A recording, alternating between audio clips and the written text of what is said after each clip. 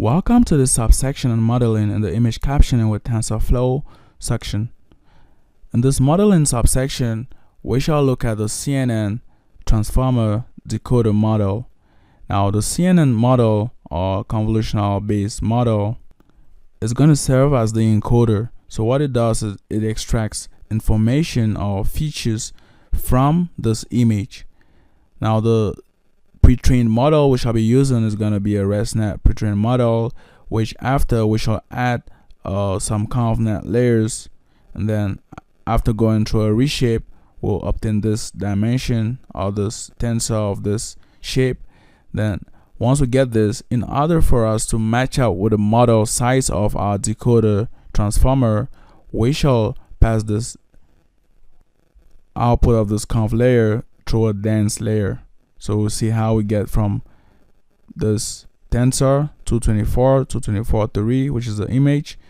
After the ResNet layer, we obtain this 14 by 14 by certain number of channels, say C1. After the convolutional layers, we have this 14 by 14 by a certain number of channels, which we ensure that a certain number of channels at this point is equals 1. And now after reshaping, we obtain this 14 by 14. Going through the dense layer, we now have 14 by model size D. Now this is passed into the decoder section of our transformer. So this is, or this plays like the role of the encoder, while this is the decoder. Also note that different architectures exist to this kind of models. And another common way of looking at this is by having this first section.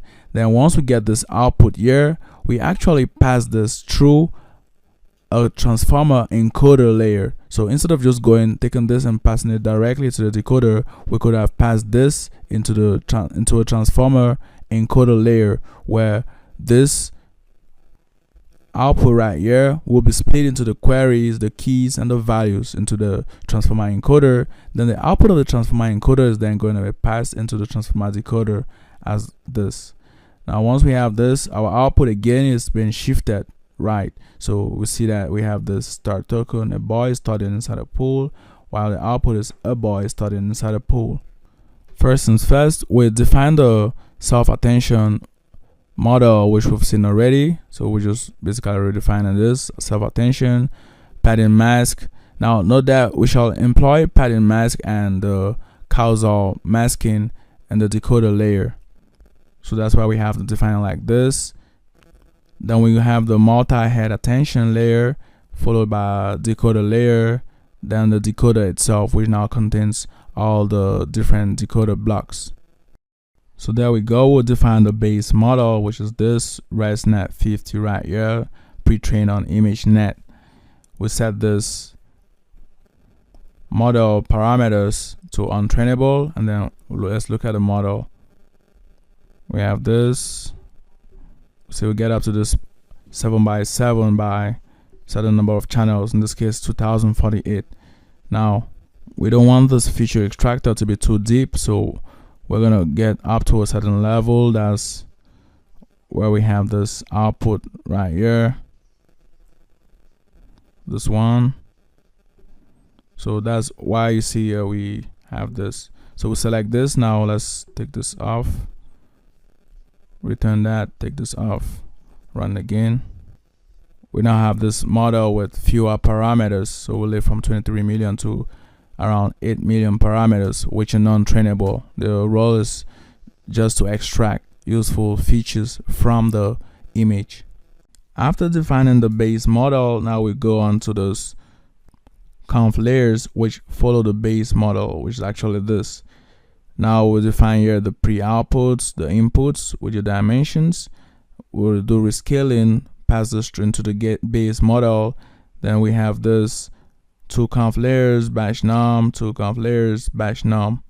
Notice how we're slowly reducing the channel size from 256 to 1 while maintaining the padding.